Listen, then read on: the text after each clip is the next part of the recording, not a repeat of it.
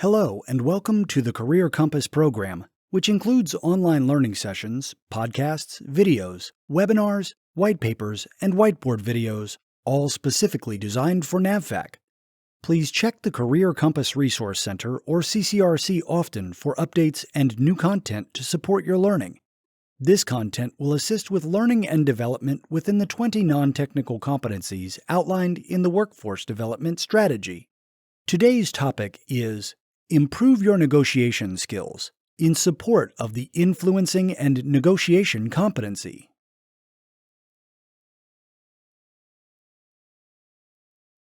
Throughout this video, you will see a paper-pencil icon on some slides indicating a workbook activity.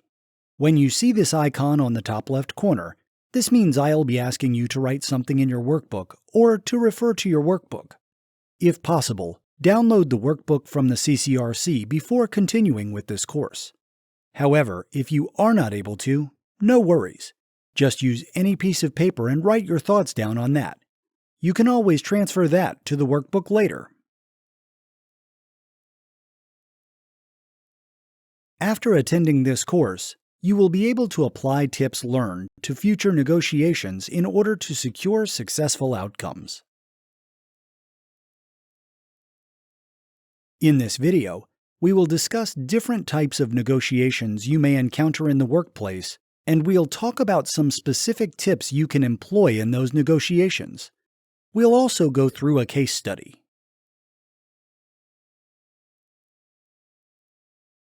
Negotiating in the workplace can take many forms. In general, there are 3 types of negotiations you might encounter in the workplace. The first is employee-to-employee negotiation, which you enter into with your peers, for example, by negotiating roles and workload on a specific project.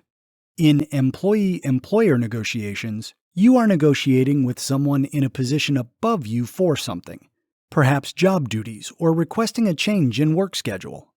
In employee-to-third-party negotiations, you're negotiating with an outside entity to initiate a new contract or to renew existing relationships. For example, a contracting officer at NAVFAC might negotiate proposals with outside vendors for services.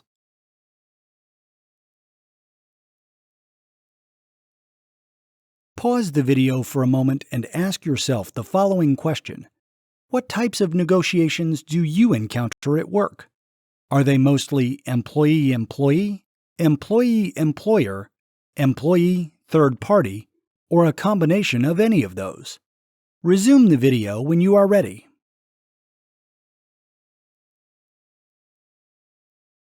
Regardless of what types of negotiations you typically have, one of the main things you should keep in mind is that negotiation is about relationship building and trust. No matter the outcome, you want to preserve existing relationships and not burn any bridges.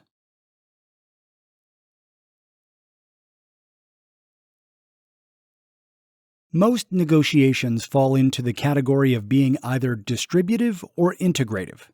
A distributive negotiation can be viewed as more of a win-lose type situation, where one party clearly emerges from the negotiation as having won, whereas the other party has lost something. It typically involves one specific issue that's being negotiated. For example, negotiation with a vendor for maintenance contracts could be considered a distributive bargaining example. You have 2 parties at the table, each with very distinct interests. One party wants to get the best deal possible for the work they need done, and the other party wants to be paid as much money as possible for the service they are providing. It's not necessarily adversarial, it's just that you know right up front that both parties probably won't walk away with everything they want. Integrative negotiation, on the other hand, is sometimes called win-win negotiation, because it is possible for both sides to come away with everything they want. These types of negotiations happen when parties consider each other's interests, not just their positions. For example, a project manager negotiating with the team on deliverables may achieve a win-win situation when taking the time to find out the why behind the project instead of simply focusing on the desired end state.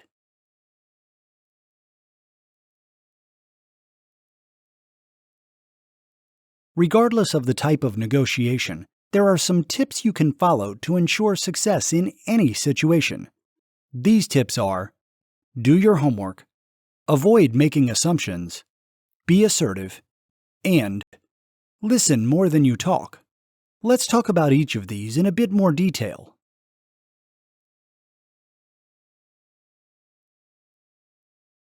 When you go into any negotiation, it's in your best interest to do your homework and prepare.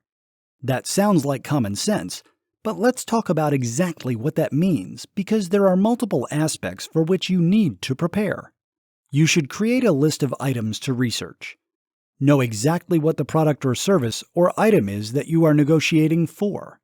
If the other party has a website or other literature you can read up on, do so. Find out about past negotiations this party has engaged in. Try to research what kinds of pressures or constraints the other party is currently operating under. For example, does a vendor currently have low cash flow? Or is a supplier having supply chain issues? This can help you strengthen your position. Try to think through what the other side's interests are. Make a list of what you want from the negotiation. Think through your strengths and weaknesses in this negotiation. Think about your goal. What is the minimum that you're willing to accept, and at what point are you willing to walk away? One of the most important things you can do ahead of time is to develop your BATNA, or best alternative to a negotiated agreement. That is, what is your backup plan, or what option will you pursue if you're not satisfied with the terms of the negotiation, or if the negotiation reaches an impasse?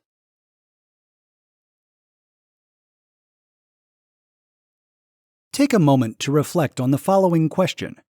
Think about past negotiations you've been a part of. What did you do to prepare, if anything? How could you have been better prepared? Pause the video and resume when you are ready.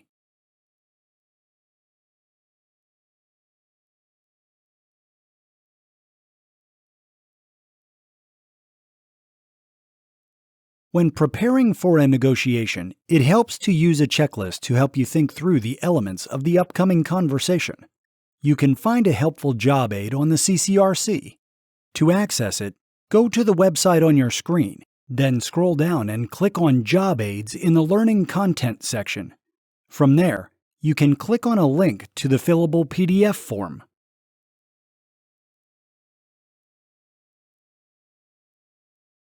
Before and during negotiations, do not make assumptions. This refers to both the actual negotiating process as well as the positions of the other party. When entering the negotiation, don't assume you know what the process will be. This goes hand in hand with the first tip of being prepared. If possible, try to find out the following ahead of time. How much time should be allotted for the conversations? Where will the meeting be? Who will be in the meeting?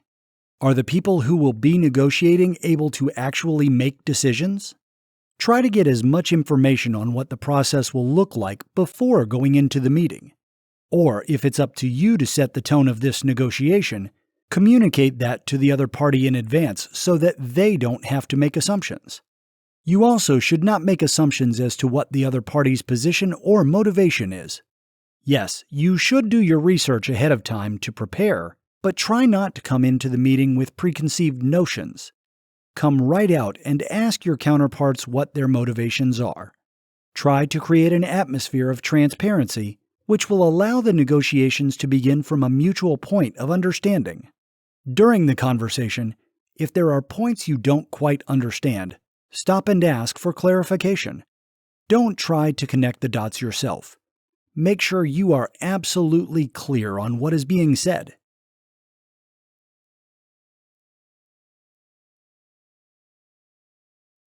Always be assertive in a negotiation. There is a fine line between being assertive and being aggressive. There is often a false dichotomy that you either have to be nice or tough in a negotiation. You can be nice and tough at the same time without being antagonistic. You also don't want to agree to something prematurely just because you want to preserve the relationship. It's not an either-or proposition. It's possible to be assertive without being aggressive. Challenge people, but do so respectfully. Don't let emotions take over. Even if you feel passionately about this negotiation, letting your emotions spill into the conversation will make you appear less assertive and less in control. Be assertive by making the first offer. According to the Harvard Law School program on negotiations, the traditional wisdom that you should let the other party make the first offer is defunct. Research has shown that making the initial offer is actually beneficial in tipping the negotiation in your favor. That initial offer serves as an anchor or starting point for all subsequent offers, so be assertive in putting that out there first. Don't use the word concession during the negotiation, as that can make it seem like you're coming from a position of weakness. Also, be a decision maker. Be confident in knowing what you have to offer, making decisions on the other party's offer, and knowing when to stop the negotiations. Think about a negotiation in the past where you were not assertive. Play the scene back in your head and write down the things you did or said that were ineffective. Now, in your mind, replay the negotiation as you wish you would have behaved. Be assertive in your imagination. Pause the video and resume when you're ready.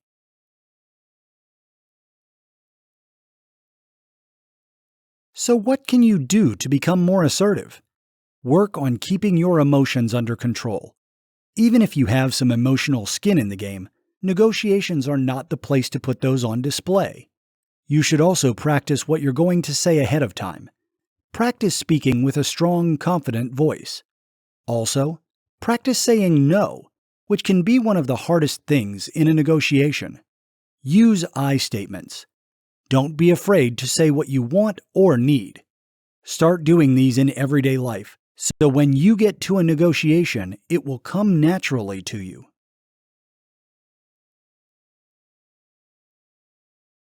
In negotiations, understanding what the other party wants is key. You can learn a lot more about the other party if you hold back a bit and let them do more of the talking. Monopolizing the conversation can also be perceived as a form of aggression, so be cognizant of that. When you first enter the conversation, take some time to make small talk. Don't rush into the meat of the conversation right away. You'll get to that. It's helpful to show interest in the other party on a more personal level. This helps to establish a rapport and trust before you get to the more difficult part of the conversation. You may actually begin to learn something about their interests, which can be helpful later on in the conversation. This may sound like you're being manipulative, but that is not the intent here. Your interest in getting to know the other party should be sincere and genuine. They will almost certainly sense if it is not. Conventional wisdom says that the first 5 minutes of the negotiation sets the tone for the rest of the conversation, so make sure you get off on a good foot. During a negotiation, it is imperative that you actively listen. Actively listening doesn't just mean that you attentively listen and make eye contact, although that is certainly a component. But there's more to it than that. To successfully actively listen, paraphrase statements back to the other party to make sure you understand. You should also ask clarifying questions when needed and acknowledge the other's viewpoints and concerns. Being inquisitive and asking questions gives you a chance to really learn where the other party is coming from. You should ask questions to understand, not to put anyone on the spot, which is not helpful. Asking rhetorical questions like, "This sounds fair to me. Doesn't it sound fair to you?" are not productive. Rather, stick to questions that will really get to the heart of the matter and help move the negotiations forward. These questions should also help to uncover the other person's interests, not just their position. It's easy to know what someone's position is. For example, let's say an employee is negotiating for an alternate work schedule. You know what they want. 4 10-hour days, for example. But what if that schedule doesn't work for you? Finding out why they need that day off can be helpful in finding an acceptable solution. Maybe the employee has a standing appointment on Fridays and they'd like that day off. Well, maybe you can figure out something else that works better. For example, working 4 9-hour days and working a half day on Fridays. Understanding where someone is coming from rather than just what they are asking for will help you think through possible solutions.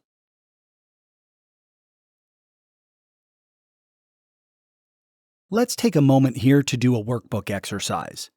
I'd like you to think about some questions that would be appropriate and helpful to ask during a negotiation. These should be questions that really try to give you an understanding of the situation.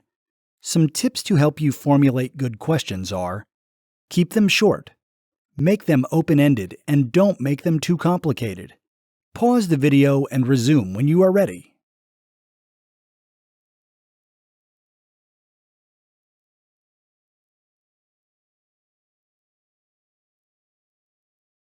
I'm sure you came up with some great questions. Others you might ask include: what is most important to you and why? Is there anything else I should know? Can you explain the reason for your position? Which component of my proposal are you most concerned about and why? These questions are all general, so they're going to be appropriate in most negotiations, and they will help you get to the heart of the conversation and get the other party's perspective and interests.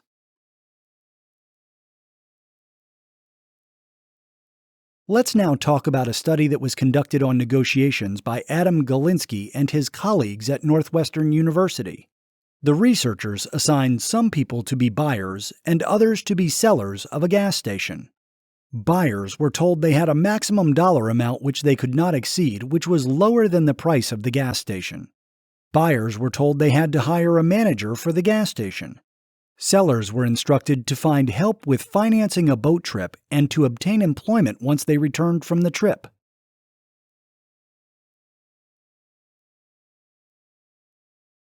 Knowing the overall facts surrounding the study, think through the following questions. Who are the key stakeholders here? What are some of the possible interests of the stakeholders? What do you think each party's BATNA is? Can you come up with a possible agreement the buyers and sellers may have negotiated that meets all the requirements? Pause the video and resume when you're ready.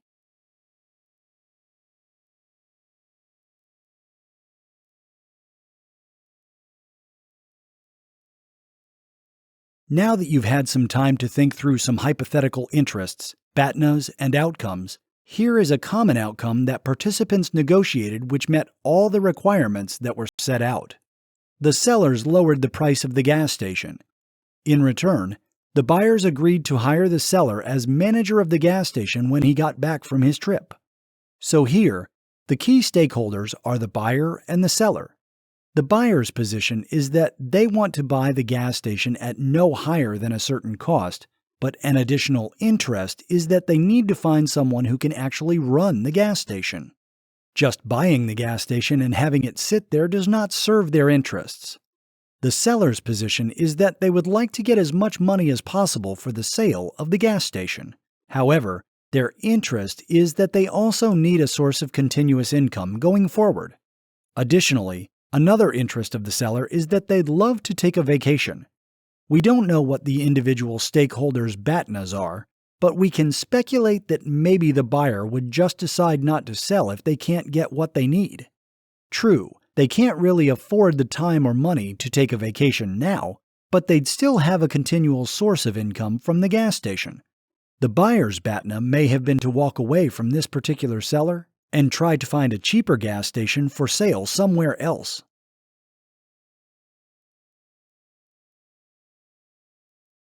After the experiment concluded, participants were asked to fill out surveys. The data from those surveys was then analyzed and the following conclusions were drawn. Participants who indicated they tried to see the other's perspective were more likely to reach agreement. Participants who were more empathetic did not reach agreement, and success in negotiations depends on taking the perspective of others.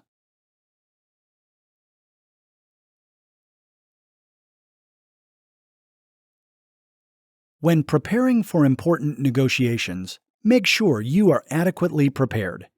Avoid making assumptions, be assertive, and listen more than you talk. It's crucial that you understand the other party's perspective in order to reach the most successful outcome. Take a moment to reflect on today's tips and think about how you might use these in your next negotiation. There is space in your workbook to write your thoughts. Pause the video and resume when you are ready, or take some time over the next day or so to think about your answers.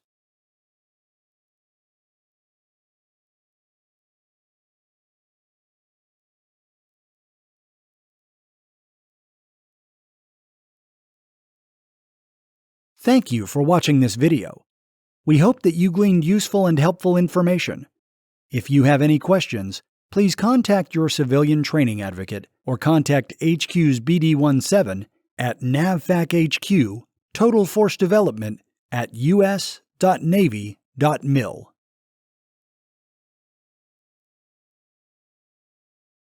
Be sure to follow the instructions on this page to submit your self-certification for this course.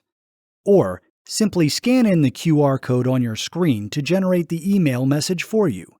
Be sure to include your Navy email address in the body of your email message if you are using a personal device. Again, thank you for your participation today.